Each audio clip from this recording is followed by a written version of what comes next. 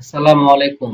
Design হাউসের পক্ষ থেকে ২৬তম ক্লাসে আপনাদের সকলকে জানাই আন্তরিক প্রীতি এবং শুভেচ্ছা। আপনারা দেখেছেন আমাদের এই ইউটিউব চ্যানেলে আমরা আপনাদের ক্লাস 1 থেকে গ্র্যাজুয়ালি সবগুলো ভিডিও দেওয়ার চেষ্টা করেছি এবং ইতিমধ্যে আমরা যে অটোক্যাডের যে আমাদের যে দুইটা যে পার্ট ছিল, একটা হচ্ছে আর্কিটেকচারাল পার্ট আর একটা হচ্ছে সিভিল ডিপার্টমেন্ট পার্ট। অলরেডি কিন্তু আমরা কিন্তু আর্কিটেকচারাল পার্টের কাজগুলো আমরা কিন্তু শেষ করেছি এবং ইতিমধ্যে আমরা 3 থেকে 4টি সিভিল ডিপার্টমেন্টের যে স্ট্রাকচারাল ক্লাসগুলো রয়েছে সেগুলো কিন্তু আমরা কিন্তু ধারাবাহিকভাবে নিতে শুরু করেছি।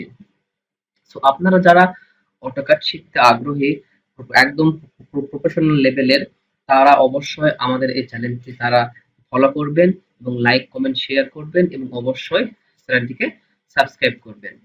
আজকে 26তম ক্লাসে আমরা শিখব কিভাবে আমরা একটা বিল্ডিং এর ফুটিং লেআউট প্ল্যান অঙ্কন করতে পারি।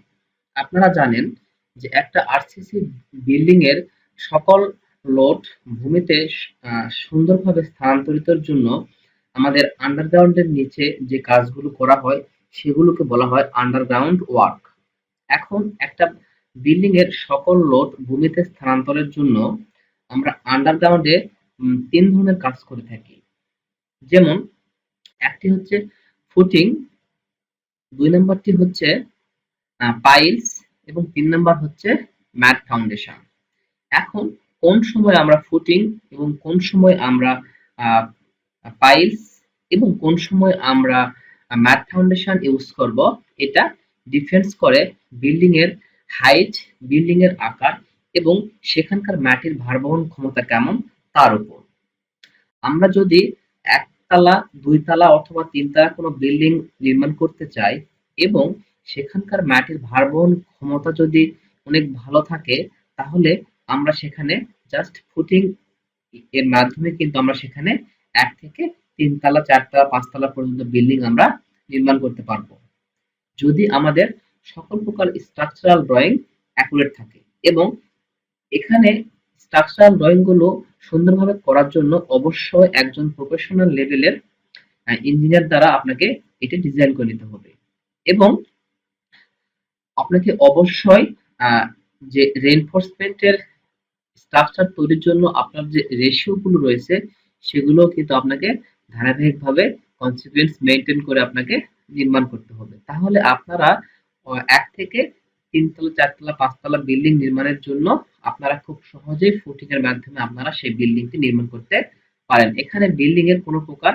ডিফরমেশন বা ডিফ্লেকশন হওয়ার সম্ভাবনা নাই বললে চলে। কিন্তু সেখানে যদি মাটির ভারবহন ক্ষমতা ভালো না হয়, লাইক সেখানে যদি কোনো ডোবা, কোনো পুকুর অথবা কোনো নদীর সাইড অথবা বিল, খাল, এরকম যদি কোনো জায়গাতে যদি আপনারা যদি মাটি ভরাট করে যদি বিল্ডিং নির্মাণ করতে চান, সেক্ষেত্রে কিন্তু 3 তলা, 4 তলা বিল্ডিং এর জন্য কিন্তু অনলি কিন্তু এই ফুটিং এর মাধ্যমে কিন্তু স্ট্রাকচারটা তৈরি করা কিন্তু কিছুটা ঝুঁকিপূর্ণ। ওকে, সো আমি এই জন্য আপনাদের প্রথমে বলছি, যদি সেখানকার মাটির গুণাগুণ ভালো হয় তাহলে আপনারা 1 থেকে 3 তলা, 4 তলা পর্যন্ত বিল্ডিং গুলো আপনারা কি করতে পারবেন, ফুটিং এর মাধ্যমে নির্মাণ করতে পারবেন। কিন্তু মাটির গুণাগুণ খারাপ হলে আপনাকে ফুটিং এর পরিবর্তে আপনাকে পাইলস ইউজ করতে হবে। ওকে, আচ্ছা, তাহলে আমরা কোথায় ফুটিং ইউজ করবো এবং কোথায় পাইলস ইউজ করবো আশা করা যায় আপনারা অলরেডি বুঝে ফেলেছেন। আচ্ছা, এরপরে আসে হচ্ছে ম্যাট ফাউন্ডেশন। ম্যাট ফাউন্ডেশনটা হচ্ছে যে সকল বিল্ডিং গুলোর এরিয়া অনেক বেশি হয় এবং বিল্ডিংটির হাইট অনেক বেশি, লাইক 10 তলা, 15 তলা অথবা 20 তলা।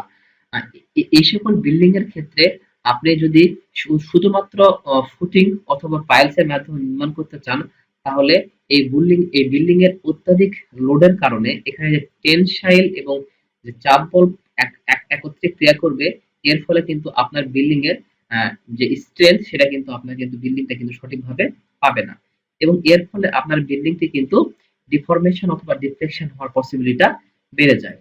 সো সেই জন্য আপনারা অধিক উচ্চতর বিল্ডিং এবং অধিক এরিয়ার বিল্ডিং গুলোতে আপনারা কি করতে পারেন, যে কমার্শিয়াল যে বিল্ডিং গুলো নির্মাণ করা হয় সেগুলোতে আপনারা অবশ্যই, অথবা অনেক বড় টাওয়ার, কমার্শিয়াল বিল্ডিং, হ্যাঁ, লাইক এই ধরনের বিল্ডিং এর ক্ষেত্রে আপনারা অবশ্যই ফুটিং অথবা ফাইলস ইউজ না করে ম্যাট ফাউন্ডেশনটা করতে পারেন, এবং ম্যাট ফাউন্ডেশনটা হচ্ছে সবথেকে বেশি ব্যয়বহুল। আপনারা আপনাদের বিভিন্ন জেলা শহরে অথবা রাজধানী শহরে আপনারা খেয়াল করে দেখতে পাবেন যে একবারে সেখানে পাইলস অথবা ফুটিং ইউজ না করে একবারে মাটির নিচে একবারে তারা হচ্ছে মাটি খনন করে একবারে পুরোটা কি করে একবার ঢালাই করে দেয়, এবং সেটাকে মূলত হচ্ছে ম্যাট ফাউন্ডেশন বলা হয়। এবং ম্যাট ফাউন্ডেশন করলে আপনার হাই স্তরের যে বিল্ডিং গুলো রয়েছে সেগুলোর লোড খুব সহজেই ভূমিতে সুন্দরভাবে স্থানান্তরিত হয়, এবং এক্ষেত্রে বিল্ডিং এর কোনো প্রকার ডিফরমেশন বা ডিফ্লেকশন হওয়ার পসিবিলিটি থাকে না। ওকে, তো সাধারণত যেহেতু আমার এই প্রজেক্টে একবারে বেসিক লেভেলের, আমি এখনো জাস্ট পাইলস অথবা ম্যাট ফাউন্ডেশন সেগুলোর ডিজাইন আপনাদের আমি এখন দেখাবো না। প্রথমে আমি আপনাদের দেখাবো হচ্ছে কিভাবে আমরা ফুটিং এর ডিজাইনটা করতে পারি, এবং আফটার ফুটিং এর ডিজাইন আমি আপনাদের দেখাবো হচ্ছে কিভাবে আমরা পাইলস এর ডিজাইনটাও করতে পারি। তারপরে আমি আপনাদের দেখাবো কিভাবে আমরা ম্যাট ফাউন্ডেশনের মাধ্যমে আমরা ভিত্তিতে আমরা হচ্ছে ফাউন্ডেশন দিতে পারি। ওকে, সো আশা করা যায় আপনারা আমাদের সাথে থাকবেন। যদি আপনারা আমাদের সাথে থাকেন তাহলে অবশ্যই আশা করা যায় আমরা সকলে মিলে অনেক ভালো কিছু শিখতে পারবো। ওকে, সো তাহলে আজকের 26তম ক্লাসের আমাদের আলোচনার বিষয় হচ্ছে কিভাবে আমরা একটা বিল্ডিং এর মাটির নিচে যে ফুটিং করতে হয় সেই ফুটিংটা আমরা কিভাবে ডিজাইন করব। এটা ডিজাইন করা আসলে অনেকটাই সহজ। যারা আমার পূর্বের 23তম 24তম ক্লাসগুলো বা 25তম ক্লাসগুলো দেখেছেন সেখানে আপনারা দেখেছেন যে আমি কিন্তু আপনাদের প্রথমেই স্ট্রাকচারালের প্রথম যে ডিজাইনটা সেটাই কিন্তু আপনাদের আমি করিয়েছিলাম, কিন্তু কিভাবে আমরা কলাম লেআউট অঙ্কন করতে পারি। আমরা জাস্ট সেই কলাম লেআউট প্ল্যান থেকে কিন্তু আমাদের জাস্ট কি করতে হবে, সেখান থেকে আমাদের এই ফুটিং লেআউট প্ল্যানটা আমাদের অঙ্কন করতে হবে। আমি চাইলে কিন্তু কলাম লেআউটটাকে জাস্ট এখানে কপি করে সেখানে জাস্ট ফুটিং এর একটা আকার দিয়েও কিন্তু আমি তৈরি করতে পারবো, কিন্তু আপনাদের সুবিধার জন্য কিন্তু আমি পুনরায় কলাম লেআউট অঙ্কন করব, এবং সেই কলাম লেআউট থেকে আমি কি করব আপনাদের সেই ফুটিং লেআউট প্ল্যানটা আপনাদের আমি দেখিয়ে দিব। ওকে, সো আশা করা যায় আপনারা ভিডিওগুলো না টেনে দেখবেন এবং আমাদের সাথে থাকবেন, তাহলে আপনারা অনেক কিছু শিখতে পারবেন, এবং আপনাদের কাছ থেকে আমিও কিন্তু অনেক কিছু শিখতে পারবো যদি আপনারা লাইক কমেন্ট এবং শেয়ার করেন। ওকে, যদি আমার কোনো ভুল ত্রুটি হয় অবশ্যই আপনারা আমাকে সেগুলো বলবেন, অবশ্যই আমি সেখান থেকে আমার ভুল ত্রুটিগুলো শুধরানোর চেষ্টা করব। কারণ আমি নিজেও একজন লার্নার, আমি নিজেও শিখতেছি, এবং আমি যা শিখছি সেটাই আপনাদের উপকারের জন্য আমি আপনাদেরকেও এই ভিডিওগুলো টিউটোরিয়াল আকারে আপনাদের বানিয়ে দিচ্ছি। আমি এই কাজগুলো কিন্তু অনেক দিন যাবত বিভিন্ন ভাবে আমি কিন্তু এগুলো কিন্তু অনেক কষ্ট করে কিন্তু শিখেছি, কিন্তু আমি আপনাদের এই কাজগুলো কিন্তু একদম একদম বিনা পয়সাতে কিন্তু আপনাদের আমি দিচ্ছি। ওকে, সো আপনারা অবশ্যই একটা রিকোয়েস্ট, আপনারা আমার চ্যানেলটিকে সাবস্ক্রাইব করবেন, অবশ্যই আমাদের সাথে থাকবেন। ওকে, আশা করা যায় আমি আপনাদের আরো পরবর্তী যে আপডেট যে সফটওয়্যার গুলো রয়েছে সেগুলো সম্পর্কে আমি আপনাদের গ্রাজুয়ালি এইভাবে ভিডিও দিতে পারবো। ওকে, আচ্ছা, সো আর কথা না বাড়িয়ে আমরা আমরা আমরা আজকে ক্লাসটি শুরু করি। আচ্ছা, তাহলে এখানে আপনারা দেখতে পাচ্ছেন যে এই যে দেখেন এখানে যতগুলো ড্রয়িং রয়েছে, এখন আমার ইন্টারফেসে যতগুলো ড্রয়িং আপনারা দেখতে পাচ্ছেন এই প্রত্যেকটি ড্রয়িং কিন্তু আমি কিন্তু ক্লাস 1 থেকে যে আজকের যে ক্লাস 26তম ক্লাস এই ক্লাসগুলোতে কিন্তু আমি আপনাদের কিন্তু আমি দেখিয়েছি। যদি আপনারা এরকম কোয়ালিটির যদি আপনারা অটোক্যাডের ড্রয়িং আপনারা যদি শিখতে চান এবং করতে চান তাহলে অবশ্যই আপনারা কি করতে হবে, ক্লাস 1 থেকে আপনাদের গ্রাজুয়ালি ভিডিওগুলো দেখতে হবে, এবং সেই দেখার পরে আপনারা যা শিখলেন সেটা আপনারা কি করবেন, আপনার বাসাতে প্র্যাকটিস করবেন, তাহলে অবশ্যই দেখবেন যে আপনারা এরকম একটা ডিজাইন আপনারা করতে পারবেন। ওকে, এবং আপনারা যদি চেষ্টা করেন তাহলে দেখবেন যে এর থেকেও আপনারা অনেক বেটার আপনারা ডিজাইন অঙ্কন করতে পারবেন। ওকে, আচ্ছা, তো এখন আমরা আজকের ক্লাসে আমরা করব সেটি হচ্ছে কিভাবে আমরা হচ্ছে সো আমরা প্রথমে এখন যেটা করব সেটি হচ্ছে আমরা হচ্ছে আমাদের যে আমাদের পূর্বের টিউটোরিয়ালে আমরা যে ফার্স্ট ফ্লোর প্ল্যান অঙ্কন করেছিলাম সেই ফার্স্ট ফ্লোর প্ল্যান, অথবা আমরা চাইলে কিন্তু আমরা কিন্তু হচ্ছে অন্য কোনো প্ল্যান থেকে আমরা কিন্তু জাস্ট আমাদের জাস্ট কলাম গুলোকে রেখে আমরা অন্যান্য অবজেক্ট গুলোকে আমরা ডিলিট করে দিতে পারি। আচ্ছা, আমি আপনাদের জাস্ট এখান থেকে কোনটা নেব বলেন তো, আমি আপনাদের এখান থেকে হচ্ছে এই যে এটা নিলাম। দেখেন এখান থেকে আমি আপনাদের যদি এই প্ল্যানটি আমি যদি নেই তাহলে এখান থেকে আমি খুব সহজে কিন্তু আমি ড্রয়িং গুলো অঙ্কন করতে পারবো। আচ্ছা, দেখেন আমি এখান থেকে মনে করেন হচ্ছে এখান থেকে আমি কোনটা নেব বলেন তো, এখান থেকে আমি নিলাম হচ্ছে এই প্ল্যানটিকে আমি নিলাম, আমি এটিকে আমি কপি করে নিলাম।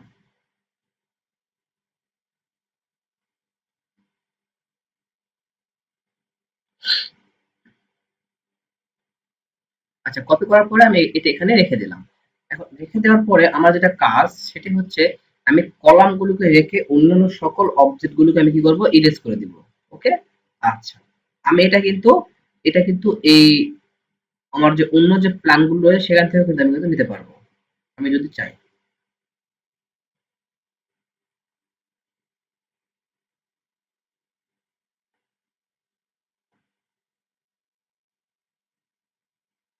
আচ্ছা, আমার এখানে অপ্রয়োজনীয় যে অবজেক্ট গুলো রয়েছে সেগুলো আমি এখান থেকে আমি এখানে কি করবো, এখানে জাস্ট আমি ইরেজ করে দিব। আপনারা যারা আমার কলাম লেআউট প্ল্যানটি অঙ্কন করা দেখেছেন সেটি আপনারা এটি আপনারা নিজেরাই করতে পারবেন। কারণ একটা বিল্ডিং এর ফুটিং লেআউট করার জন্য প্রথমে আপনাকে সেই বিল্ডিং এর কলাম লেআউট প্ল্যানটি আপনাকে অঙ্কন করে নিতে হবে। ওকে। সো এই যে এই কাজটি এটি কিন্তু আপনারা কিন্তু আমাদের যে পূর্বের যে যে ইয়ে ছিল, যে আমাদের ফার্স্ট ফ্লোর প্ল্যান ছিল, এখান থেকেও কিন্তু আমরা জাস্ট এটা কিন্তু কপি করে আনার পরে কিন্তু এটা আমরা এখানে রেখে দিলাম। দেওয়ার পরে কিন্তু আমাদের কিন্তু অপ্রয়োজনীয় যে জিনিসগুলো সেগুলো আমরা কিন্তু ইরেজ করতে পারি। দেখেন এখান থেকেও কিন্তু আমি কিন্তু তৈরি করতে পারবো। ওকে। আপনারা চাইলে আপনারা এই ফ্লোর প্ল্যান থেকেও কিন্তু আপনারা কিন্তু এগুলো আপনারা তৈরি করতে পারবেন। Okay. So don't worry about it. আপনারা যেভাবে চাইবেন সেভাবে জাস্ট এখানে শুধু কলাম গুলো রেখে আপনারা সকল অবজেক্ট গুলোকে আপনারা কি করবেন, ইরেজ করে দিবেন। যেহেতু এটা একটু সময় সাপেক্ষ সেজন্য আমি সেই আমার যে ফুটিং এর কলামের যে লেআউট করা ছিল সেখান থেকে আমি আপনাদের দেখিয়েছি। আপনারা দেখেন চাইলে কিন্তু আপনারা কিন্তু এখান থেকেও কিন্তু আপনারা কিন্তু এইভাবে ইরেজ করতে পারবেন। এবং যদি আপনারা লেয়ার মেনটেন করে কাজ করেন তাহলে কিন্তু আপনারা কিন্তু খুব সহজেই সেই লেয়ারের ব্যাটারি আপনারা অফ করে কিন্তু আপনারা এটি আরো অনেক দ্রুত এবং প্রফেশনালি করতে পারবেন। যদিও আমি আপনাদের সেই বিষয়টা দেখাইনি, কারণ এখানে লেয়ারের বিষয়টা অনেকে আসলে বুঝতে পারে না, এই জন্যই আমি আপনাদের আসলে দেখাইনি। আপনারা চাইলে সেভাবে আপনারা করতে পারেন। ওকে। তো দেখেন এইভাবে জাস্ট কলাম গুলো রেখে আপনারা কি করবেন, সেই প্ল্যান থেকে আপনারা সেই কলাম গুলো রেখে অন্যান্য যে অবজেক্ট রয়েছে সেগুলোকে আমরা কি করবেন, জাস্ট ইরেজ করে দিবেন। ওকে।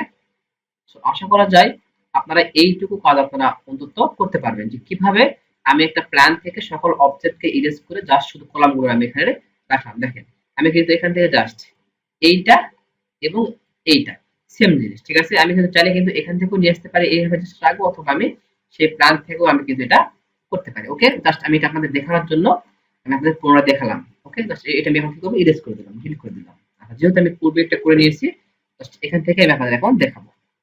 আচ্ছা দেখেন, এরপরে আপনাদের প্রথমে যেটা করতে হবে সেটি হচ্ছে আপনারা একটা লাইন কমান্ড নেবেন।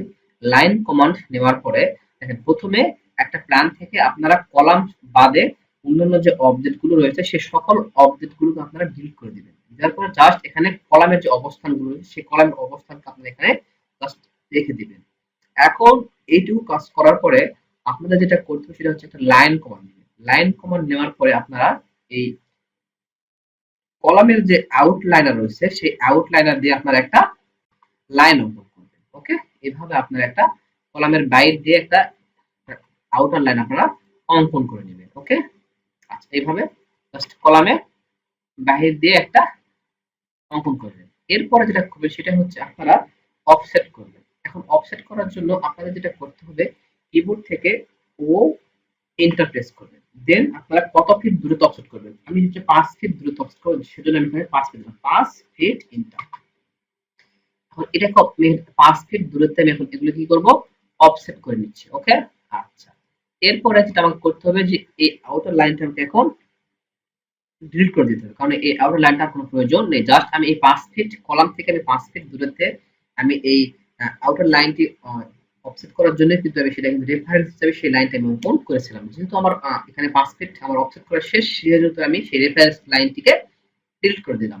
এখন আমাকে যেটা করতে হবে সেটি হচ্ছে ফিলেট কমান্ডের সাহায্যে এই যে এই লাইনটা এবং এই লাইনটাকে আমাকে সংযোগ করতে হবে। এর জন্য আমাকে ফিলেট করতে হবে। ফিলেট করার জন্য আমি সংক্ষেপে জাস্ট এফ ইন্টার ক্লিক করব। জাস্ট আমি এটা এবং এটাকে ক্লিক করলাম। দেখেন এটা কিন্তু খুব সহজে কিন্তু ফিলেট হয়ে গেছে। এখন পুনরায় এইভাবে আমি ফিলেট করে দেবো এগুলা।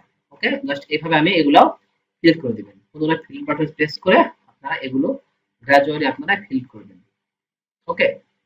সো এইটুকু আশা করা যায় আপনারা করতে পারবেন। যদি আপনারা এইটুকু করতে পারেন তাহলে আমি নেক্সট স্টেপে এখন আগাবো। নেক্সট স্টেপে আপনাকে যেটা করতে হবে সেটি হচ্ছে সেটি হচ্ছে যে আপনাকে একটা পুনরায় লাইন কোণ নিতে হবে। এবার লাইন কোণ নেওয়ার পরে দেখেন আপনার যে মিড কলামের যে মিড পয়েন্ট আছে সেই মিড পয়েন্ট থেকে আপনাকে একটা লাইন অঙ্কন করতে হবে। ওকে, এখন আপনি জাস্ট কি করবেন, প্রত্যেকটা কলামের মিড মিড থেকে আপনার কি করবেন, লাইন অঙ্কন করবেন জাস্ট মিড বরাবর। ওকে, গ্রিড লাইন অঙ্কন করবেন। মিড বরাবর আপনি কি দিবেন, গ্রিড লাইন দিবেন। বন্ধুরা এখান থেকে আমি জাস্ট মিড বরাবর আমি গ্রিড লাইন দিয়ে দিলাম। এখন দেখেন আমাদের বাইরের যে কলামের যে মধ্য বরাবর আমার যে মিড গ্রিড লাইন দেওয়া সেগুলো আমাদের দেওয়া শেষ। এখন আমাকে এই বরাবর দিতে হবে, তাই না? জাস্ট এখান থেকে আমি কি করব, এই পর্যন্ত আমি গ্রিড লাইন দিয়ে দিব। ওকে, এরপর আমাকে এটা দিতে হবে এখানে। তাহলে এখানে আমি জাস্ট ক্লিক করে এখান থেকে আমি এই বরাবর আমি গ্রিড লাইন দিয়ে দিলাম। এরপরে দেখেন এই বরাবর হয়েছে না? আচ্ছা, এখান থেকে আমি এখানে প্রেস করলাম, করার পরে আমি এখানে আমি দিয়ে দিলাম।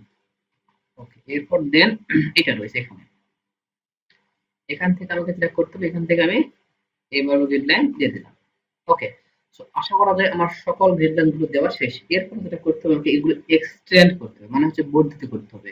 সেই বর্ধিত করার জন্য আমাকে যেটা করতে হবে সেটি হচ্ছে যে আমরা হচ্ছে ই এক্স মানে হচ্ছে এক্সটেন্ড ইন্টার। ওকে, করার পরে এখন আমরা জাস্ট কি করব, এই যে এই গ্রিড লাইন গুলো রয়েছে এগুলোকে আমরা অফসেট করে দেব, মানে এক্সটেন্ড করে দেব। ওকে, দেখেন এগুলো আমি কি করব, এক্সটেন্ড করে দেব।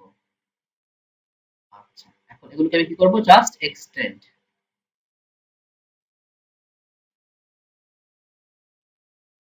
আচ্ছা, দেখেন আমার কিন্তু সকল কিন্তু যে গ্রিড লাইন গুলো সেগুলো কিন্তু আমি কিন্তু অফসেট কিন্তু অলরেডি করে ফেলেছি। এখন আমাকে এগুলো কি করতে হবে, আউটার লাইনটা আমাকে কি করতে হবে, ইরেজ করে দিতে হবে। এটা আমার আর কোনো প্রয়োজন নেই।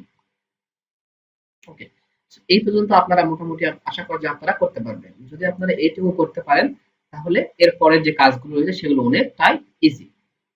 আচ্ছা, এরপরে আপনাকে যেটা করতে হবে সেটি হচ্ছে দেখেন এখানে আমি কিন্তু আপনাকে গ্রিড লাইন দিতে হবে। গ্রিড লাইনের যে নাম্বার গুলো রয়েছে সেগুলো আপনাকে এখন দিতে হবে। যে দেখেন এখানে আমি এগুলো এখন নাম্বার দিয়ে দিব। জাস্ট এটা আমি জাস্ট কপি করলাম। কপি করব জাস্ট এটা আপনারা অনেক সহজে করতে পারবেন। আমি জাস্ট এটা আপনাদের আর করে দেখাচ্ছি না। জাস্ট এখানে আমি গ্রিড লাইন নাম্বারগুলো দিয়ে দিলাম দেখেন। ওকে, তাহলে এটা হচ্ছে দেখেন এটা হচ্ছে এ গ্রিড লাইন, এটা হচ্ছে বি গ্রিড লাইন, এটা হচ্ছে সি গ্রিড লাইন, এটা হচ্ছে ডি গ্রিড লাইন। লাস্ট আমি এটাকে আমি কি করব, মিরর করব। জাস্ট ক্লিক করলাম, এরপর হচ্ছে এখানে হচ্ছে মিরর। মিরর করার পরে আমি দেখেন এখান থেকে আমি জাস্ট কি করব, এগুলো মিরর করে দিব।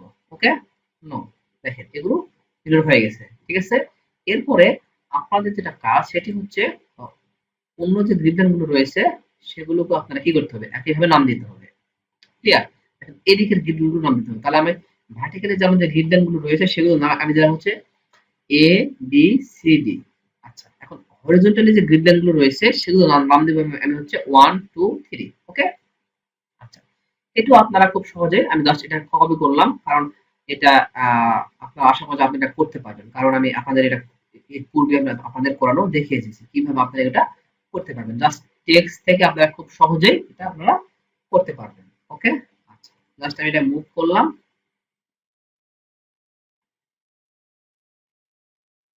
ওকে, তাহলে আমি জাস্ট এই কি করবো বলেন তো, এটা জাস্ট আমি সিলেক্ট করবো। সিলেক্ট করার পর হচ্ছে মিরর। মিরর করার পরে আমি এখানে চলে যাবো, মিড পয়েন্ট ধরবো, ধরে আমি এখানে দিয়ে দেবো। ক্লিয়ার? আমার কিন্তু যে গ্রিড লাইন নাম্বার গুলো সেগুলো কিন্তু আমার দেওয়া কিন্তু শেষ। এবং আপনারা খুব সহজেই এগুলো কিন্তু এই টেক্সট কমান্ডের সাহায্যে আপনারা জাস্ট একটা সার্কেল অঙ্কন করবেন। সেই সার্কেলের ভিতরে আপনারা কি দিবেন, একটি হচ্ছে লেটার দিবেন।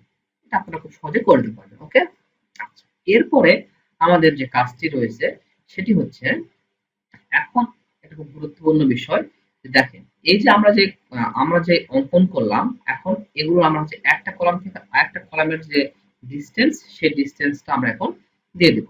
সেটা আমরা কিভাবে দেব, আমরা জাস্ট এখান থেকে ডাইমেনশনে যাব।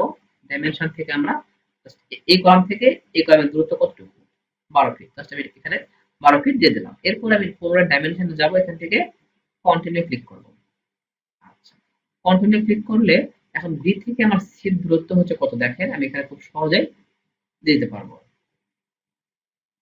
ওকে, আচ্ছা, এইভাবে আমি জাস্ট সবগুলো দূরত্ব আমি দিয়ে দিলাম। এরপর আমাকে পুনরায় যেটা করতে হবে, পুনরায় হচ্ছে এখান থেকে এইটুকু দূরত্ব হচ্ছে কত, এত। তাহলে আমাকে পুনরায় কি করতে হবে, কন্টিনিউ। এখান থেকে এইটুকু দূরত্ব হচ্ছে অনুরূপভাবে।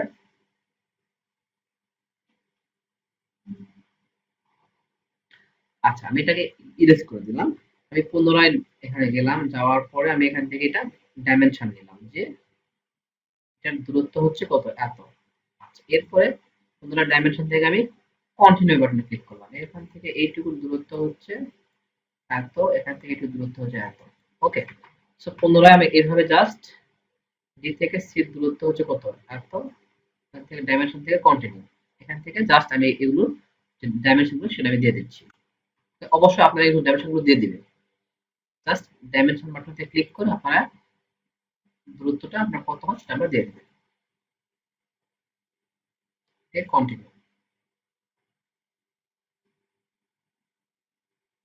ওকে, দেখেন তাহলে আমরা কিন্তু সব দিকের যে আমাদের যে কলাম থেকে কলামের যে লেন্থ সেটা কিন্তু আমাদের দেওয়া কিন্তু শেষ। ডিসটেন্স যে একটা কলাম থেকে আরেকটা কলামের দূরত্ব কত সেটা আমি দেখিয়ে দিলাম। এরপরে আপনাকে একটা বিষয় খুব ভালোভাবে দেখতে হবে যে আপনি যদি একটা বিল্ডিং এর স্ট্রাকচারাল ড্রয়িং করতে চান, তাহলে দেখেন আপনাকে অবশ্যই কিন্তু এক্ষেত্রে কি করতে হবে, বিল্ডিং থেকে আপনাকে অবশ্যই অ্যানালাইসিস করে নিতে হবে। বিল্ডিং এর তৈরি হওয়ার পরে এর লোড কত আসবে এবং সেই লোড কি এই মাটি কি বহন করতে পারবে, সেগুলো আপনাকে প্রথমে কি করতে হবে, অ্যানালাইসিস করতে হবে। যেহেতু এটা একটা অটোক্যাড এর বেসিক একটা সফটওয়্যার, এবং এই অটোক্যাড এর মাধ্যমে কিন্তু আমরা কিন্তু একটা বিল্ডিং এর লোড ক্যালকুলেশন এবং অ্যানালাইসিস করতে পারবো না। এগুলো করার জন্য আমাকে আরো যে অ্যাডভান্স সফটওয়্যার গুলো রয়েছে সেগুলো আমাদের শিখতে হবে। যেমন ETABS, স্টেট প্রো, আরো যে সফটওয়্যার গুলো রয়েছে সেগুলো আমাদের ভালোভাবে শিখে নিতে হবে। তাহলে কিন্তু আমরা কিন্তু একটা বিল্ডিং আমরা কিন্তু কিভাবে অ্যানালাইসিস করতে হয় এবং কিভাবে বিল্ডিং এর লোড ক্যালকুলেশন করতে হয় সেগুলো আমরা করতে পারবো। এবং বিল্ডিং অ্যানালাইসিস এবং লোড ক্যালকুলেশনের মাধ্যমে কিন্তু আমরা কিন্তু এই যে এই বিল্ডিং এর কিন্তু যে বিল্ডিং এর যে স্ট্রাকচারাল ড্রয়িং গুলো সেগুলো আমরা কিন্তু অঙ্কন করতে পারবো। ওকে, আচ্ছা, এখন জাস্ট যেহেতু আমরা এখানে বিল্ডিং অ্যানালাইসিস করতে পারবো না অটোক্যাড সফটওয়্যারের মাধ্যমে, আমরা জাস্ট প্রাথমিকভাবে আমরা কিভাবে বুঝবো যে কোন বিল্ডিং এর কোন কলামের লোড বেশি পড়বে এবং কোন কলামের লোড কোন কম পড়বে, এটা কিন্তু আমরা কিন্তু জাস্ট আমাদের যে এক্সপেরিয়েন্স সেখান থেকে কিন্তু আমরা কিন্তু খুব সহজে নির্ণয় করতে পারবো। যদিও এটা একবারে অ্যাকুরেট হবে না যে কত লোড পড়বে, কিন্তু আমরা কিন্তু এটুকু নির্ণয় করতে পারবো যে এই কলামে ওই কলামের থেকে তুলনামূলক লোড কম বা বেশি পড়বে। ঠিক কতটা কম বেশি পড়বে সেটা কিন্তু আমরা কিন্তু নির্ণয় করতে পারবো না। সেটা নির্ণয় করার জন্য আমাকে কি করতে হবে, বিল্ডিংটা অবশ্যই কি করতে হবে, ইট্যাবস স্টেপের মাধ্যমে আমাকে এগুলো কি করতে হবে, অ্যানালাইসিস করতে হবে। ওকে, তাহলে আমরা অ্যাকুরেট যে লোড সেটা আমরা নির্ণয় করতে পারবো। এটা অ্যাডভান্স সফটওয়্যার, এগুলো আপনাদের আমি পরবর্তীতে গ্র্যাজুয়ালি শেখানোর চেষ্টা করবো। ওকে, আচ্ছা, তো দেখেন যেহেতু আপনারা একটা বিষয় মাথায় রাখবেন যে যেই কলামে জয়েন্টের সংখ্যা বেশি সেই কলামে লোড সব থেকে বেশি পড়বে। ওকে, তো দেখেন প্রত্যেকটা বিল্ডিং এর আপনাদের সাইটের যে চার কোণাতে যে চারটা যে কলাম থাকবে সেই কলামগুলোর জয়েন্ট সংখ্যা কিন্তু দুইটি করে। তার মানে কি, যেহেতু এই সাইডে দেখেন, এখানে দেখেন, এই যে এখানে দেখেন এই কলামটা, এই কলাম, হ্যাঁ, এই কর্নারে একটা কলাম, এই কর্নারে কলাম, এই কর্নারে কলাম এবং এই কর্নারে কলাম, এই যে এই চারটি কলাম যে রয়েছে এই প্ল্যানে, এই চারটি কলামের মাত্র কিন্তু দুটি করে কিন্তু কি রয়েছে, জয়েন্ট রয়েছে। লাইক দেখেন, এখানে দেখেন এই যে একটা কিন্তু ভার্টিক্যালি, একটা হচ্ছে হরিজন্টালি, এই দুইটা জয়েন্ট কিন্তু হচ্ছে এখানে পড়েছে এবং এই দুইটা জয়েন্টের মাধ্যমে এখানে কিন্তু লোড আসবে এই কলামে। তাহলে যেহেতু এখানে জয়েন্ট সংখ্যা দুইটা, তার মানে কি অবশ্যই এখানে লোড তুলনামূলক অন্য কলামের থেকে এখানে একটি লোড কম পড়বে। ওকে, আচ্ছা, আমরা এখন পরবর্তী এই কলামে আসি। দেখেন এই কলামে আপনারা দেখেন এই কলামে কিন্তু দেখেন এখান থেকে এই বরাবর একটা কিন্তু লোড কিন্তু এখানে আসবে, এখান থেকে এই বরাবর একটা আসবে, তাই না? এখান থেকে এখানে একটা আসবে, তাহলে এখানে লোড কটা হবে, তিনটা। এখানে জয়েন্ট সংখ্যা তিনটা না, এ একটা, এ একটা, তাই না? এ একটা, এ একটা এবং এ একটা। এখানে যেহেতু জয়েন্ট তিনটা, তাহলে আমি ধরে নিতে পারি যে এই কলামের লোড এই কলাম থেকে আমাদের লোড এখানে বেশি পড়বে। যেহেতু এই কলামের লোড বেশি পড়বে, তাহলে অবশ্যই এই কলামের যে আমি যে স্টিল ইউজ করব, অথবা এই কলামে আমি যে কংক্রিট তৈরির জন্য যে এলিমেন্ট ইউজ করব সেগুলোর রেশিও আমাকে অবশ্যই এই কলামের থেকে অবশ্যই এই কলামে কি দিতে হবে, আমাকে বেশি দিতে হবে। যদি বেশি না দেয় তাহলে কিন্তু এই কলামটি কিন্তু কি হতে পারে, ডিফ্লেকশন অথবা ডিফরমেশন হওয়ার সম্ভাবনা থাকে। ওকে, সো আপনারা আশা করি যে এইটুকু বুঝতে পেরেছেন। আচ্ছা, এখন দেখেন অনুরূপভাবে কিন্তু এই কলামে কিন্তু তিনটি কিন্তু জয়েন্ট রয়েছে, যেমন কি একটা হচ্ছে এ একটা জয়েন্ট, একটা হচ্ছে এ একটা জয়েন্ট, একটা হচ্ছে কি এ একটা জয়েন্ট। ওকে, আচ্ছা, কিন্তু এখানে কিন্তু দুটো আছে, সেজন্য এই মধ্যের এই কলামগুলো যেহেতু জয়েন্ট তিনটা, সেক্ষেত্রে এই কলামে কিন্তু কি করবে, লোড বেশি পড়বে। এখন আমি আসি আরো ভিতরের মধ্যের কলামগুলোতে। দেখেন এই যে এখানে যে এই চারটি কলাম রয়েছে, এ একটি কলাম, এ একটি কলাম, এ একটি কলাম এবং এ একটি কলাম। এগুলো দেখেন একটু, এটা দেখেন আপনি এই কলামে দেখেন, এখানে কিন্তু জয়েন্ট সংখ্যা চারটা। দেখেন এ একটা, এ একটা, দুইটা, এ একটা, তিনটা, এ একটা। যেহেতু এখানে জয়েন্ট সংখ্যা চারটা, তার মানে কি চারটা জয়েন্টের লোড এখানে কিন্তু এই কলামে পড়বে। সেক্ষেত্রে এই কলামে কিন্তু লোড কিন্তু আমার যে এই যে এই কলাম অথবা এই যে এই কলাম, এই দুটো কলামের থেকে কিন্তু এই কলামগুলোতে লোড বেশি পড়বে। যেহেতু বেশি পড়বে, সেহেতু এখানে আমাকে অধিক মাত্রায় কি ইউজ করতে হবে, স্টিল ইউজ করতে হবে। এবং এখানে যে রেশিও রয়েছে, সেই রেশিও গুলো কিন্তু আমাকে কিন্তু অন্য কলামের তুলনায় কিন্তু এখানে কিন্তু বেশি দিতে হবে। ওকে, যদি আমরা বিল্ডিংটাকে সঠিক স্ট্রেংথ অনুযায়ী আমরা তৈরি করতে চাই। ওকে, আচ্ছা।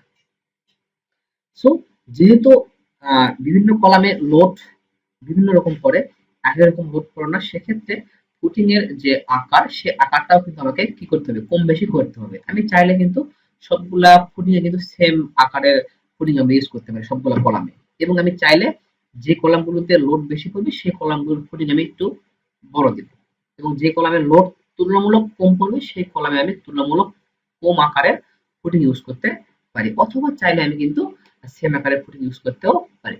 যেহেতু অ্যাজ এ ইঞ্জিনিয়ার হিসেবে আপনাকে অবশ্যই ইকোনমিক্যালের দিকটা খেয়াল রাখতে হবে।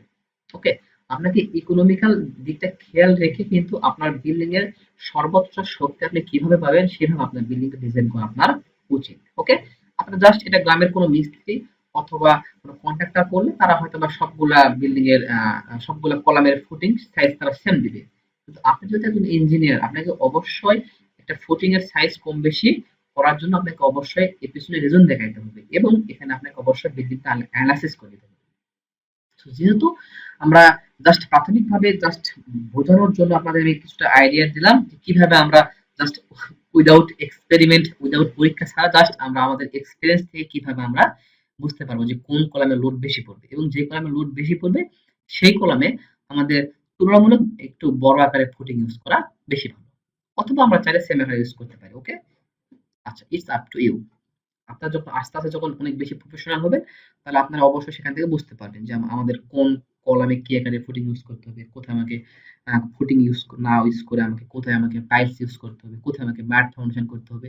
এই বিষয়গুলো আপনারা আস্তে আস্তে গ্রাজুয়ালি আপনারা নিজেরাই পরে আপনারা বুঝতে পারবেন। ওকে, জাস্ট প্রাথমিক অবস্থায় আপনারা জাস্ট আপনাদের নলেজটাকে বেশি করার জন্য জাস্ট এগুলো আপনি প্র্যাকটিস করেন। ওকে, তো এখন আমি ধরে নিলাম যে আমি এই যে এই মধ্যের এই যে এ একটা কলাম, এ একটা কলাম, এ একটা কলাম এবং এ একটা কলাম, এই চারটি কলামের যেহেতু আমার জয়েন্ট সংখ্যা চারটি, আমরা এখানে লোড বেশি করবে। আমি এই কলামগুলোর আমি ফুটিং আকার দিলাম হচ্ছে 7 ফিট আকারে। ওকে, 7 ফিট আকারে আমি এখানে বর্গাকার অথবা 5 ফিট ইন্টু 7 ফিট আকারে আমি এখানে বর্গাকার কলাম আমি এখানে ইউজ করতে পারি। ওকে, আচ্ছা। এখন যেহেতু আমার এখানে দেখেন এই যে এই ধারে যে চারটি কলাম রয়েছে, এগুলোতে আমার সবচেয়ে কম লোড পড়বে, এখানে আমি 5 ফিট ইন্টু 5 ফিট আকারে আমি ইউজ করতে পারি, কলাম ফুটিং ইউজ করবো। জাস্ট সেটা আমাকে অঙ্কন করা, তার মানে কি এখানে যেহেতু আমার 3 প্রকার আমার কলাম রয়েছে, 3 প্রকার, আচ্ছা, সেজন্য আমি তিনটা আমি ফুটিং আকার আমি এখানে আপনাদের বোঝানোর জন্য আমি এখানে তিনটা ফুটিং আকার নির্ণয় করলাম। ওকে, আপনারা চাইলে একটিও করতে পারেন। তো আপনার ফুটিংটা অঙ্কন করার জন্য সেটা আমাদের কি করতে হবে, জাস্ট এখান থেকে আপনারা রেক্টাঙ্গুলার কমান্ড নেবেন।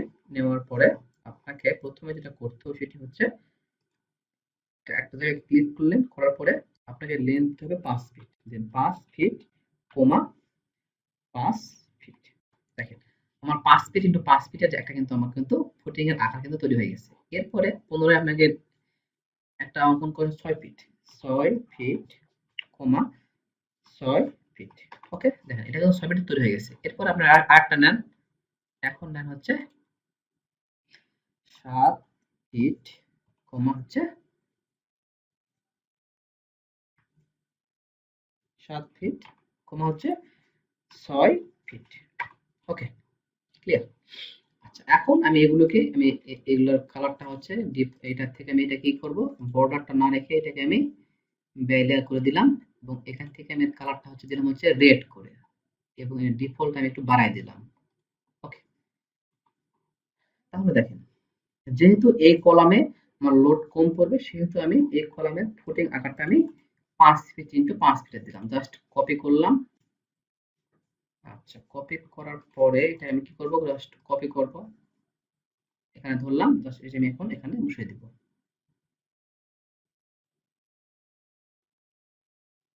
ওকে, এখানে একটা আমি বসিয়ে দিলাম দুইটা, তার মানে এখানে আমার যেখানে যেখানে দুইটা করে আমার জয়েন্ট রয়েছে সেই জয়েন্টটা আমি একটু কম আকারের কলমে ইউজ করব, যাতে করে আমার ইকোনমিক্যাল কিছুটা সাশ্রয়ী হয়।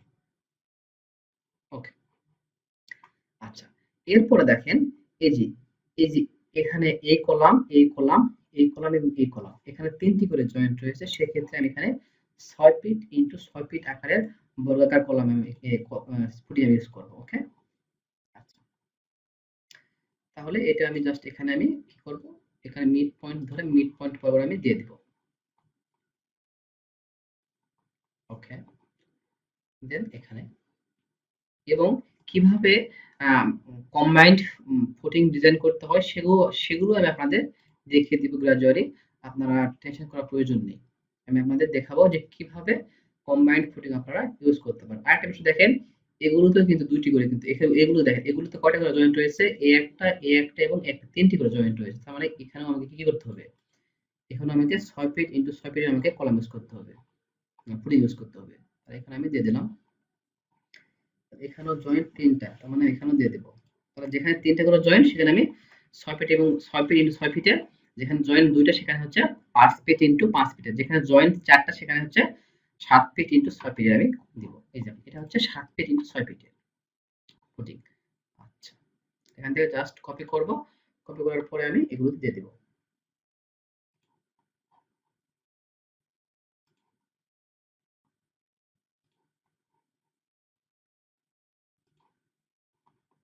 ওকে, সো দেখেন আপনারা কিন্তু এই যে যদি আপনারা এরকম ভাবে বিভিন্ন লোড ক্যালকুলেশনের উপর ডিপেন্ড করে আপনারা যদি ফুটিং এর আকার যদি কম বেশি করেন, তাহলে আপনার বিল্ডিং এর কিন্তু একটা কি দেবে, ভ্যারিয়েশন থাকবে, এবং আপনার বিল্ডিং এর যে স্ট্রেংথ সেটা আপনার পর্যাপ্ত পাবেন, এবং আপনার ইকোনমিক্যালও কিন্তু কিছুটা কিন্তু আপনি কিন্তু সাশ্রয়ী হবে। ওকে, আচ্ছা, এরপরে যেটা গুরুত্বপূর্ণ কাজ সেটি হচ্ছে এখানে আমাকে এই যে ফুটিংটা, এই ফুটিংটা নাম্বারিং করতে হবে। দেখেন যেহেতু এটা হচ্ছে গ্রিড লাইন ভার্টিক্যালি এ, আর এটা ভার্টিক্যালি হচ্ছে গ্রিড লাইন হচ্ছে হরিজন্টালি হচ্ছে 1, তার মানে এই ফুটিংটার নাম হচ্ছে A1। ক্লিয়ার? তাহলে এই ফুটিংটার নাম হচ্ছে কি, A1।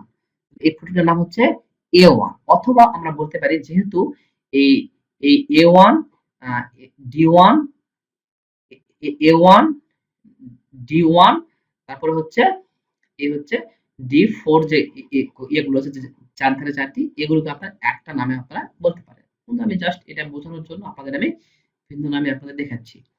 আমি জাস্ট এখান থেকে কি করব, জাস্ট আমি এটা কপি করব।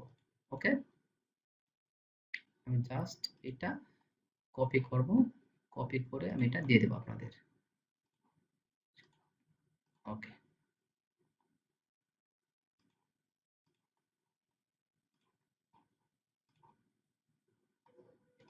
যেহেতু এটা আমি করে রাখছিলাম, জাস্ট আমি এখান থেকে জাস্ট এর নামগুলো কপি করে দিলাম,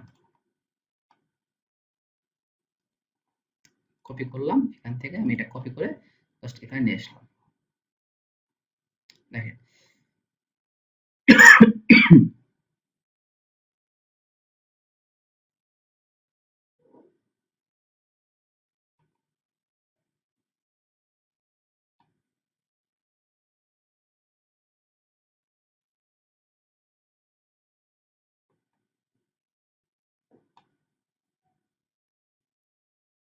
আচ্ছা, আমি এখানে রেখে দিলাম। তাহলে দেখেন এটি হচ্ছে ভার্টিক্যালি এ, এটা হচ্ছে হরিজন্টালি 1 গ্রিড লাইন, তার মানে এটার নাম হচ্ছে A1, এটি বি, আর এটি হচ্ছে 1, তার মানে এটা হচ্ছে B1, এটি হচ্ছে C1, এটি হচ্ছে ডি, এবং এটি 1টা D1। এভাবে আমি কিন্তু এগুলোর নামকরণ কিন্তু আমি কিন্তু করতে পারবো। সো আশা করা যায় আপনারা এখন পর্যন্ত আমি যেটুকু আপনাদের দেখাইছি আপনারা সেটুকু কিন্তু গ্রাজুয়ালি আপনারা করতে পারবেন। ওকে, আচ্ছা, তাহলে এগুলোর নামকরণ কিভাবে করা হয়েছে সেগুলো আপনারা কিন্তু বুঝতে পেরেছেন। দেখেন যেহেতু এটি হচ্ছে এ, তাই না, এটি হচ্ছে ভার্টিক্যালি হচ্ছে এ গ্রিড লাইন, এটি হচ্ছে হরিজন্টালি হচ্ছে 1 গ্রিড লাইন, তার মানে এ, আর এখান থেকে 1, তার মানে এটার নাম হচ্ছে A1, এটি হচ্ছে বি, আর এটি হচ্ছে 1, তার মানে এটার নাম হচ্ছে B1, এটি সি, এবং এটি হচ্ছে 1, এটি হচ্ছে C1। সো এইভাবে দেখেন এটি যেহেতু হচ্ছে এখানে যেহেতু কোনো কলাম নেই সেজন্য এটার নাম আসবে না। তাহলে যেহেতু এটা কি বি এবং এটা হচ্ছে কি টু, তাহলে এটা হচ্ছে বি টু, এটা সি, এটার নাম টু, তাহলে সি টু। ওকে, এইভাবে আমি কিন্তু এগুলোর নামাঙ্কন করেছি। আমি জাস্ট এখন কি করবো, জাস্ট এটা আমি কপি করে আমি এখানে আপনাদের দিয়ে দিলাম যে এটা হচ্ছে একটা ফুটিং লেআউট প্ল্যান। তো এইভাবে কিন্তু আপনারা কিন্তু একটা বিল্ডিং এর আপনারা অ্যাকুরেট একটা ফুটিং লেআউট প্ল্যান রকম করতে পারবেন। এবং আমি কিন্তু এর পাশাপাশি আপনাদের কিন্তু পর্যাপ্ত পরিমাণ কিন্তু আমি আপনাদের যে আউটসাইড যে নলেজ গুলো রয়েছে সেগুলো আপনাদের আমি দেওয়ার চেষ্টা করেছি। তো আপনারা অবশ্যই আমার কথাগুলো বারবার শুনবেন এবং বাসাতে প্র্যাকটিস করবেন, তাহলে আপনারা খুব সহজেই এরকম একটা বিল্ডিং এর ফুটিং লেআউট প্ল্যান অঙ্কন করতে পারবেন। ওকে, সো আশা করি আমাদের আপকামিং ভিডিওতে আমরা ফুটিং শিখলাম, এরপরে আমি আপনাদের কিভাবে হচ্ছে ম্যাট ফাউন্ডেশন করতে হয়, কিভাবে পাইলস এর ডিজাইন করতে হয়, সেগুলো আমি আপনাদের দেখাবো। ওকে, সো আজকে পর্যন্ত ক্লাস এই পর্যন্তই। অবশ্যই আপনারা আমার ভিডিওগুলোকে লাইক, কমেন্ট এবং শেয়ার করবেন, এবং অবশ্যই যারা সাবস্ক্রাইব করেন নাই তারা সাবস্ক্রাইব করবেন। ওকে, ওকে, দ্যাটস ফর টুডে। আল্লাহ হাফেজ।